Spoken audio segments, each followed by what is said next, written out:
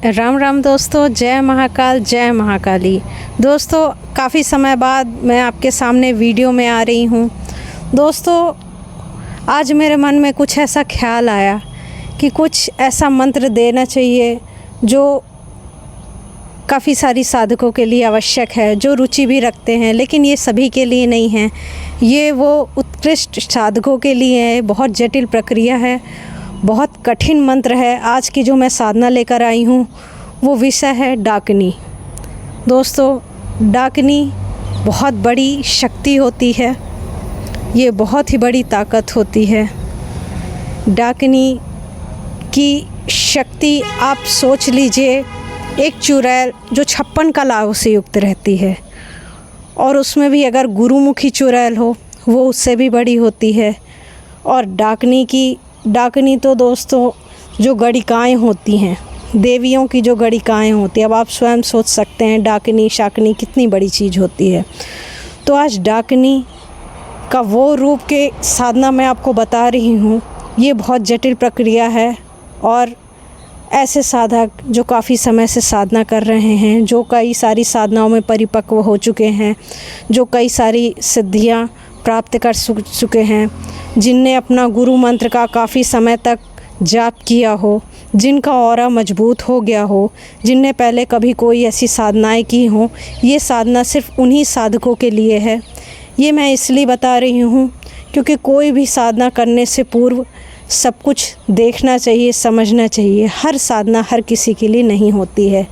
ऐसे लोग जो गुरु दीक्षित हैं, ऐसे लोग जिन्हें दीक्षा लिए काफ़ी समय हो गया है, जो शमशानी क्रियाएं कर सकते हैं, ये साधना उन्हीं के लिए है। दोस्तों ये डाकनी का एक ऐसा शमशानी शावर मंत्र है, इसको सिद्ध करके आप डाकनी को प्रत्यक्ष कर सकते हैं। ये डाकनी का प्रत्यक्षीकरण भी मंत्र है, लेकिन ये बहुत ही कठिन प्रक्रिया है। इसको करने की प्रक्रिया भी बहुत कठिन है, और इसीलिए मैं ये मंत्र उन साधकों के लिए ही बार बार बोल रही हूँ जो इस मंत्र को करे हैं, पहले से शमशानी क्रियाएं कभी किए हैं, गुरु द्वारा दीक्षित हैं।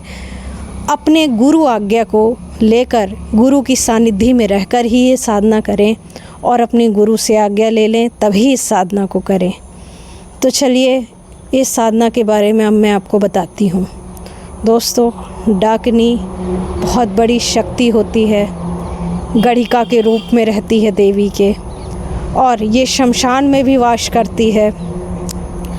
डाकनी आपके काफ़ी सारे कार्य भी कर सकती है, इस सत्कर्म में भी प्रयोग कर सकते हैं। बहुत बड़ी शक्ति है, आप समझो ना, बहुत बड़ी शक्ति है। तो दोस्तों सबसे पहले तो मैं आपको डाकनी का मंत्र बताती हूँ। दोस्तों डाकनी का मंत्र आप ध्यानपूर्वक सुनिएगा, फिर मैं आपको बाद में इसकी विधि भी बताऊंगी। चलिए दोस्तों डाकनी का मंत्र सुनिए। ओम नमो आदेश गुरु का। शियार की खबासनी समुंदर पार धाए आओ, चलती हो तो आओ, बैठी हो तो आओ, चलती आओ उछलती आओ, ना आए तो पीर जलंधर की आन। सत्यनाम आदेश गुरु का। दोस्तों इस मंत्र को पुनः सुने।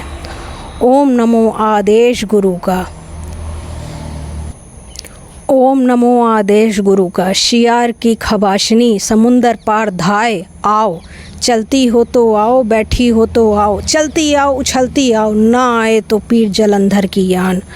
शब्द साचा पिंड काचा फुरे मंतीश्वरी वाचा। सत्यनाम आदेश गुरु का।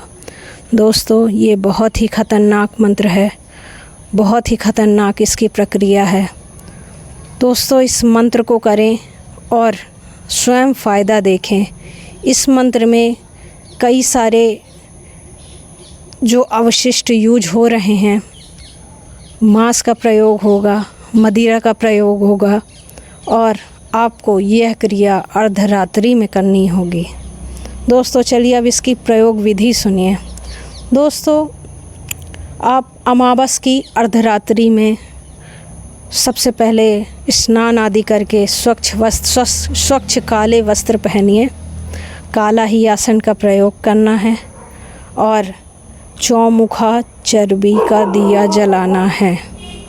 दोस्तों चौमुखा चर्बी का दिया जलाना है, दक्षिण की ओर मुख कर कर बैठ जाना है अर्धरात्रि में, और इस मंत्र को आपको जपना है 5 माला। 5 माला जपना है और पास ही एक धुना भी जला लेना है, प्रज्वलित करना है, और उसमें आपको शराब और अवशिष्ट पदार्थों का हवन करना है। 5 माला होने के उपरांत आपको शराब और अवशिष्ट पदार्थों का हवन करना है इसी मंत्र से, और पुनः साधना में 3 बजे रात्रि तक बैठ जाना है। जितना हो सके उतना जापिए। उसके बाद ये सिद्धि आपको मिल जाएगी और आपके आसपास की क्षेत्र की जितनी भी डाकिनियाँ होगी वो आपके पास सम्मुख खींची दौड़ी चली आएंगी। दोस्तों मैं बार बार कह रही हूँ, ये डाकनी प्रत्यक्षीकरण का मंत्र है। घेरा लगा के बैठिएगा, घेरा इसमें अवश्य होना चाहिए। इससे पहले आप गुरु मंत्र का जाप भी कर लीजिएगा, क्योंकि गुरु सर्वाज्ञा और गुरु सुरक्षा सर्वोच्च है। तो मैं बार बार कह रही हूँ, गुरु के आदेश अनुसार ही इस प्रक्रिया को करिएगा, अन्यथा ना करिएगा। और कोई ऐसे साधक जो दीक्षित ना हो वो इस साधना को कतई न करिएगा, क्योंकि ये बिल्कुल भी मजाक नहीं है। ये इसे डाकनी प्रत्यक्षीकरण साधना भी कहते हैं। ये मंत्र प्रत्यक्षीकरण है। कोई भी ऐसी शक्ति आपको डरा सकती है, आपके प्रत्यक्ष आ सकती है। कई बार दोस्तों साधनाओं का मूल ये नहीं होता कि जिस वक्त हम साधना कर रहे हैं या घेरा लगा के बैठे हैं, हम जिस एंटिटी को बुलाए हैं वो उसी वक्त ही आए। ऐसा नहीं होता दोस्तों। कई बार ऐसा भी होता है कि जिस वक्त से हम जिस साधना को कर रहे हैं, अगर वो एंटिटी हमसे उसी वक्त से जुड़ जाती है, और दोस्तों जुड़ ही जाती है प्रत्यक्ष अप्रत्यक्ष रूप से, हमारे मंत्र शक्ति के माध्यम से, हमारी चेतना शक्ति के माध्यम से, अगर वो उस वक्त से जुड़ गई है तो साधना, क्योंकि दोस्तों आप साधना कुछ समय के लिए करेंगे, उसके बाद आप अपने पुराने दैनिक जीवन में नहाएंगे, खाएंगे, सोएंगे, परिवार से मिलेंगे, तो ऐसा नहीं है कि वो उस वक्त आपको नहीं दिख सकती है। वो किसी भी वक्त दिख सकती है। जब तक आप घेरे के अंदर है, बंधन के अंदर है, तब तक तो ठीक, लेकिन उसके बाद आप 24 घंटे घेरे के अंदर नहीं रह सकते हैं। इसलिए स्वयं की सुरक्षा, स्वयं का पावर, स्वयं का मनोबल, चेतना शक्ति, ये सब उन साधकों के लिए है। ये सब साधनाएं जिनका ये सब मजबूत हो। इसीलिए कोई भी साधना से करने से पूर्व गुरु आज्ञा की ज़रूरत होती है। अपना ऑरा मजबूत करिए, तभी इस साधना को करिएगा। और इस साधना में 100% गारंटीड है। ये गुरुमुखी साधना है और ये सिद्ध साधना है, स्वयं सिद्ध साधना है। आप इसको करिए और फिर मज़ा देखिए, और जो भी आपके कार्य हों वो कर सकते हैं। राम राम दोस्तों, जय महाकाल, जय महाकाली।